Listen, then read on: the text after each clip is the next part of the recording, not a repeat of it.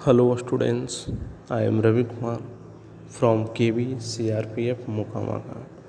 आज हम लोग इकोनॉमिक्स का फर्स्ट चैप्टर डेवलपमेंट में हम लोग जानेंगे how to compare different country और स्टेट, यानी विभिन्न देशों या फिर राज्यों की तुलना कैसे की जाती है उसके बारे में हम लोग जानेंगे।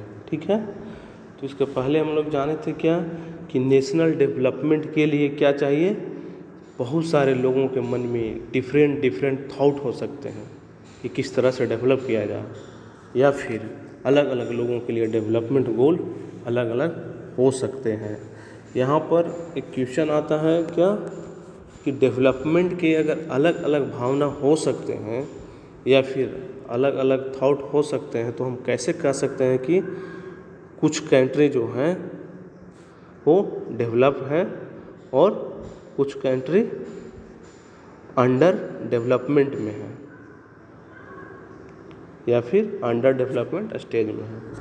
तो इसको जानने के लिए हम एक एग्जांपल के थ्रू जानते हैं, जिसमें क्या है कि जब भी हम कंपेयर करते हैं डिफरेंट थिंग्स के अलग अलग चीज़ों को, तो उनके बीच में कुछ सिमिलरिटी होती है, कुछ समानता होता है और कुछ डिफरेंसेस भी होते हैं। कुछ समानता भी होता है और कुछ उसमें डिफरेंसेस अंतर भी होता है, डिफरेंस भी होता है। ठीक है,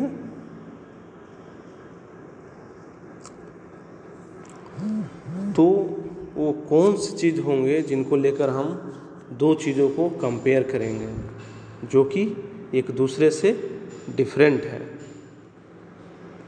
तो इसके लिए एक और एग्जांपल के तौर पर हम लोग जानते हैं कि जब हम क्लास में जाते हैं तो क्या है कि वहाँ पर जो स्टूडेंट्स हैं,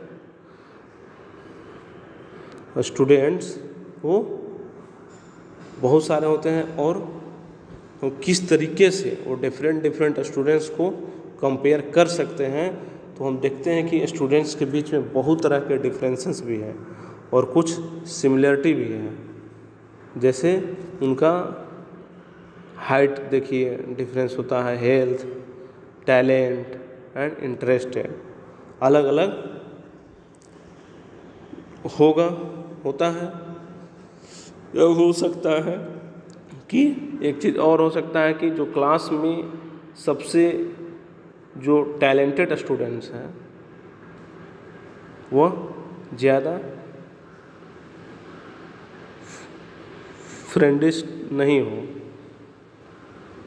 फ्रेंडली भावना उसमें नहीं हो। तो इस तरह की जो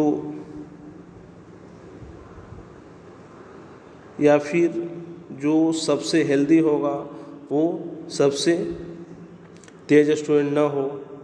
तो इस तरह के डिफरेंसेस के बीच स्टूडेंट्स को कंपेयर कैसे करेंगे हम, तो यहाँ पर जो क्राइटेरिया यूज करेंगे कंपेयर करने के लिए वो डिपेंड करता है आखिर किसके, हमें वे किस काम के लिए कंपैरिजन करना है उसके बारे में क्राइटेरिया। यहाँ किस वर्क के लिए उसको हम कंपैरिजन कर रहे हैं, लोगों से तुलना कर रहे हैं। तो जैसे एग्जांपल के तौर पर हम लोग जानेंगे कि स्पोर्ट के लिए अगर हमको टीम चुनना है, कोई टीम बनाना है स्पोर्ट के लिए, तो या फिर स्पोर्ट के लिए स्टूडेंट्स को कंपेयर कर रहे हैं, तो उसके लिए क्या हुआ। जैसे एग्जांपल के तौर पर क्रिकेट के लिए हम सोचते हैं एक तरह से, तो क्रिकेट के लिए तो हम उसके क्रिकेटिंग स्किल को देखेंगे, और यदि हम डिबेट के लिए अगर उसको हम चुनते हैं डिबेट करवाने के लिए, तो उसके डिबेट के स्किल को हम देखेंगे। और हम अगर पिकनिक ऑर्गेनाइजेशन के लिए ऑर्गेनाइज करने के लिए अगर उसको हम चुनते हैं, तो उसको ऑर्गेनाइजिंग जो स्किल होता है उसको देखेंगे। इसके बावजूद भी हमें किसी कारण से एक क्राइटेरिया बनाना हो जिसके आधार पर अगर हम स्टूडेंट को कंपेयर करें तो वह कौन सा बेस हो सकता है। तो ऐसा करने के लिए क्या होगा कि कुछ उसके इम्पोर्टेंस कैरेक्टरिस्टिक्स जो हैं, जो महत्वपूर्ण जो विशेषताएं को ले सकते हैं और फिर उसी के बेस पर हम सभी स्टूडेंट्स को कंपेयर कर सकते हैं। और इसमें क्या रहेगा, इस बात पर भी उसमें मतभेद हो सकता है कि आखिर वह कौन सा क्राइटेरिया हो जिसके आधार पर स्टूडेंट को कंपेयर किया जाए। तो फर्स्ट नंबर में हम लोग जाने थे एग्जाम्पल के तौर पर फ्रेंडनेस के लिए, या फिर एंड स्पिरिट ऑफ कोऑपरेशन यानी मित्रतापूर्वक व्यवहार और फिर सहयोग की भावना के आधार पर, क्रिएटिविटी के आधार पर, रचनात्मकता के आधार पर, या फिर मार्क्स सिक्योर जो उसके द्वारा जो मार्क्स लाया गया है उसके आधार पर हम कंपेयर कर सकते हैं। ठीक है, तो इस तरह से हमें क्या पता चला कि स्टूडेंट्स के कंपैरिजन के लिए अलग अलग क्राइटेरिया हो सकते हैं। तो ये जो चीज़ है अलग अलग क्राइटेरिया का यूज किया जा रहा है, उसी तरह से अगर डेवलपमेंट के ऊपर भी अगर इसको लागू किया जाए तो लागू हो सकता है। जैसे कंट्री को कंपेयर करने के लिए फर्स्ट नंबर में बताए थे कि डिफरेंस कंट्री एंड स्टेट, तो कंट्री को कंपेयर करने के लिए हम बहुत तरह के तरीके का इसमें भी यूज कर सकते हैं और बहुत सारे चीज़ों को बेस बनाकर हम कंट्री को कंपेयर कर सकते हैं और उनको हम कंपेयर करते भी हैं। लेकिन उनमें से सबसे कॉमन तरीका क्या है, जो कंट्री का इनकम, जो कंट्री का इनकम के आधार पर सबसे कॉमन तरीका क्या है इसमें, तो इनकम के आधार पर हम किसी भी कंट्री को हम कंपेयर करने के लिए सबसे बेस्ट तरीका क्या था, यूज करते हैं इनकम। और जिन कंट्री का अगर हायर इनकम हो तो उन्हें हम जनरली डेवलप्ड कंट्री कहते हैं, और जिस कंट्री का अगर इनकम कम हो, लेस इनकम हो, कम इनकम हो, तो हम उसे अंडर डेवलप्ड या फिर डेवलपिंग कंट्री मानते हैं। तो हम इस तरह से इनकम का बेस क्यों बनाते हैं कंपेयर करने के लिए, इसके बारे में भी हम लोग जानेंगे। जबकि क्या है कि हमारे पास बहुत सारे रीज़न हैं, ऐसा नहीं कि सिर्फ खाली इनकम का ही है कंपेयर करने के लिए, बहुत सारे रीज़न हैं कंपेयर करने के लिए कंट्री को और बहुत सारे तरीके भी हैं। तो अगर लोगों के पास इसमें क्या होगा कि अगर इनकम क्यों कर रहे हैं कि अगर लोगों के पास अगर ज़्यादा पैसा होगा तो वो लोग अपने जितना भी ज़रूरत की चीज़ है वो आसानी से वही खरीद सकते हैं, या फिर उसके अपना जिसका जो शौक़ होगा, जो इच्छा है, वो चीज़ को आसानी से खरीद सकते हैं और एक अच्छा जीवन अपना लाइफ को बिता सकते हैं जब इनकम रहेगा, ज़्यादा पैसा रहेगा तो। ठीक है, तो इनकम यहाँ पर क्या है कि सिंपल बात है कि देश के में जितना भी रहने वाले जो लोग हैं उन सभी लोगों के इनकम को अगर जोड़ दिया जाए तो वो जो इनकम आएगा उसी इनकम की बात हो रही है, यानी कि वो जितना भी देश में लोग हैं उस सभी का इनकम जोड़ दिया जाए तो वो भी नेशनल इनकम होता है। ठीक है, तो उसी नेशनल इनकम के बारे में हम लोग बात कर रहे हैं। तो इस नेशनल इनकम को अगर आधार बनाकर कंट्री को कंपेयर किया जाता है तो नेशनल इनकम को बेस क्यों बनाया जाता है कंट्री को कंपेयर करने के लिए, तो एक एग्जांपल के तौर पर हम लोग जानेंगे कि अगर किसी भी देश के नेशनल इनकम अगर ज़्यादा है तो वहाँ के लोग क्या है कि आसानी से कोई भी चीज़ को वो खरीद सकते हैं। इस एग्जांपल का कोई की इच्छा है कि हम मर्सिडीज कार लें, तुरंत खरीद लेगा, पैसा रहेगा तो मोबाइल फ़ोन ले ले, या और भी है लैपटॉप, कुछ भी खरीद सकता है। या कोई की बिल्डिंग बनाने की इच्छा है, बिल्डिंग बनाएगा, जिसके पास पैसा रहेगा वो करेगा। जिस जिसका नेशनल इनकम ज़्यादा है वहाँ के लोग वैसे करेंगे, जो इच्छा रहेगा वो करेगा। ठीक है, क्यों? क्योंकि उस देश के लोगों के पास पैसा ज़्यादा है, इस वजह से कोई भी चीज़ वो कर सकते हैं। इस तरह से ऐसा माना जाता है कि उस देश के लोग ज़्यादा हैप्पी होंगे या फिर उनकी अपनी ज़रूरतों की चीज़ें जो होगी उसे वो पूरा करेंगे। लेकिन यहाँ पर क्या है, what is the income of a country, यानी कि देश की आय क्या है उसके बारे में। तो जो इनकम है कंट्री का वो उस देश के लोगों के इनकम को जोड़ दिया जाता है। पहले ही बताएं कि टोटल लोग हैं जितना, उन सभी का इनकम को ऐड किया जाता है, जोड़ा जाता है, तो जो इनकम निकलता है उसी को हम नेशनल इनकम कहते हैं। ठीक है, तो total income of the country वही हो गया लोगों के कि जो पैसा जो सभी का जोड़ा गया वो total income of the country हो गया, पूरे देश का इनकम। ठीक है, इससे हमें पूरे कंट्री के टोटल इनकम के बारे में जान सकते हैं। आगे हम लोग जानेंगे कि कंपैरिजन करने के लिए बिटवीन टू कंट्री के बीच में, दो कंट्री के बीच में कंपेयर करने के लिए जो इनकम का जो बेस बनाया गया, इनकम के जो आंकड़ा है वो बिल्कुल सही है, यानी नेशनल इनकम के जरिए दो कंट्री को कंपेयर कर सकते हैं। लेकिन इसमें क्या है कि जब हम बात करते हैं लोगों के लाइफ के बारे में कि लोगों के लाइफ कैसा है, एक कंट्री के लोगों का लाइफ कैसा है, उसी तरह कंपेयर करते हैं हम कि दूसरे कंट्री के लोगों का लाइफ के मुकाबले में किस तरह से है, तब ये नेशनल इनकम का जो हमें बेस जो मिला था नेशनल इनकम का, उससे हमें सही जानकारी नहीं होगा सिर्फ खाली कंपेयर हो सकता है कि नेशनल इनकम कितना है कोई भी देश का, लेकिन वहाँ के लोगों के लाइफ के बारे में इससे पता नहीं चलेगा, क्योंकि तो टोटल जोड़ा गया है जितना भी लोग हैं उसका इनकम। ठीक है,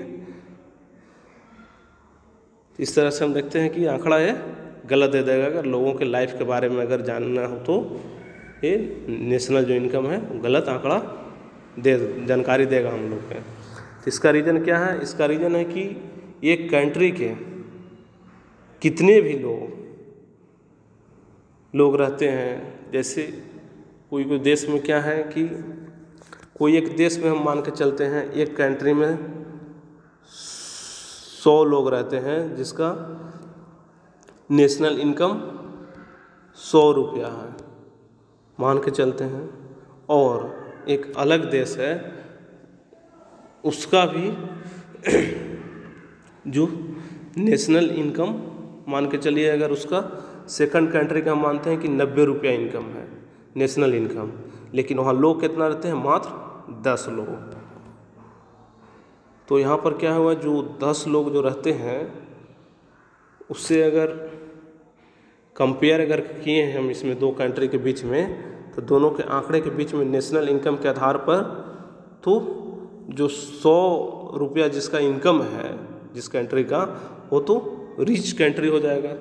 लेकिन अगर हम देखते हैं लोगों के लाइफ स्टाइल के बारे में, तो यहाँ पर क्या होगा कि जो 90 रुपया जिनकी इनकम है नेशनल इनकम का, उस देश के लोगों का लाइफ स्टाइल बहुत अच्छा हो गया। वहाँ 10 लोगों पर 90 रुपये इनकम, यानी कि हर एक लोगों के पास बहुत ज़्यादा पैसा है।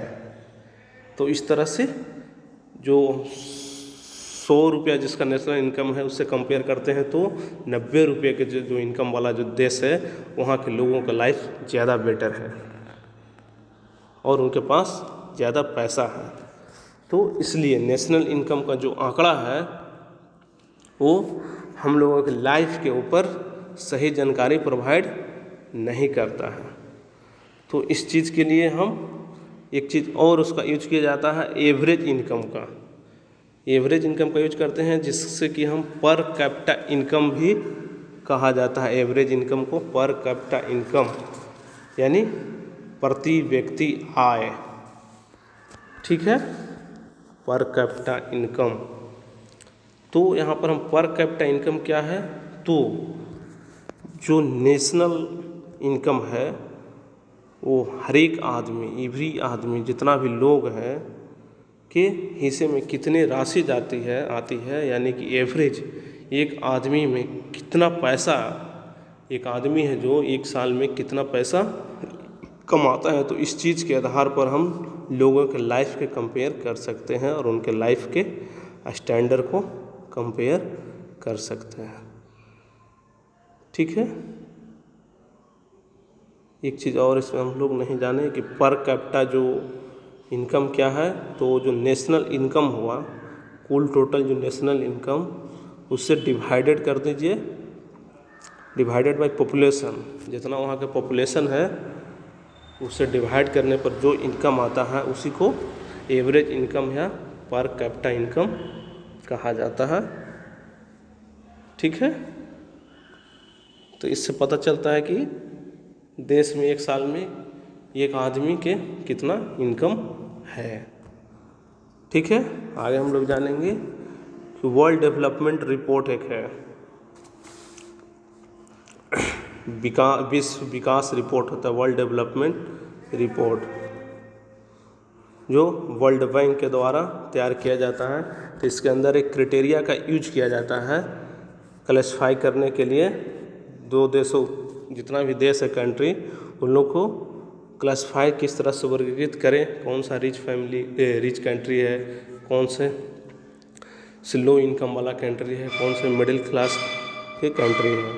ठीक है, तो क्लासिफाई करने के लिए इसका यूज किया जाता है क्राइटेरिया का। तो वैसे कंट्री जिनका कि 12,056 $, पर एनम अगर इनकम है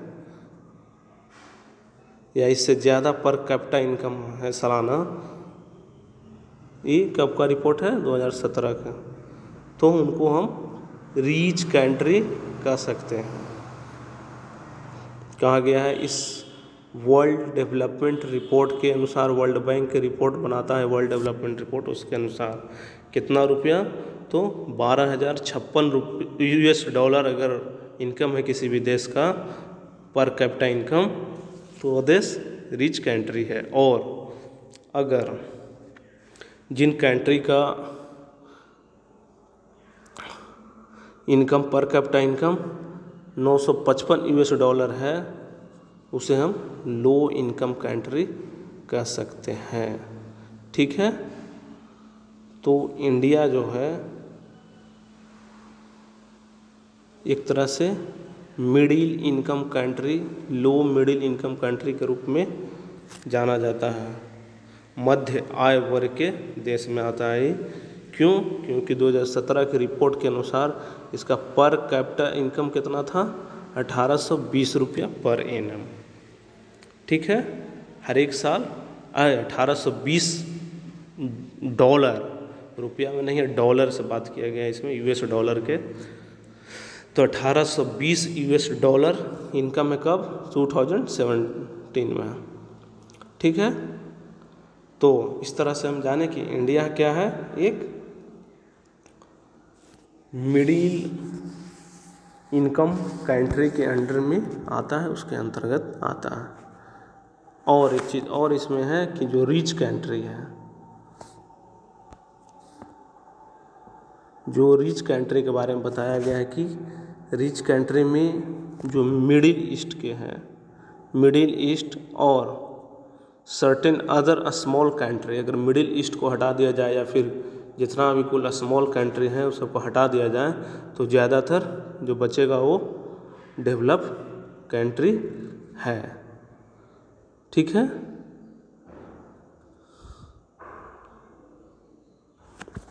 और हम उन्हीं को हम डेवलप कंट्री कहते हैं। जैसे एग्जांपल के तौर पर कौन कौन से हैं अभी, जैसे USA अमेरिका हो गया, या यूरोप के जो कंट्री हुए वो सब डेवलप कंट्री हुए हैं, सिंगापुर, फिर साउथ कोरिया, ये सब क्या है, डेवलप कंट्री है। इस तरह से हम लोग जाने कि दो देशों के बीच में कंपेयर करने के लिए किस तरह से किया जाता है। तो पहले नंबर तो इनकम पर आए, तो इनकम से क्या हुआ कि इन लोगों के लाइफ के बारे में नहीं पता चलता है। तब फिर हम लोग आए एवरेज इनकम के बारे में, तब लोगों को पता चला कि कौन सा देश के अच्छा इनकम है, वहाँ के लाइफ लोगों का कैसा है, उसके बारे में भी हम लोगों को पता चला। ठीक है, इस तरह से हम डेवलपमेंट जाने दो देशों को कंपेयर करने के लिए। ओके।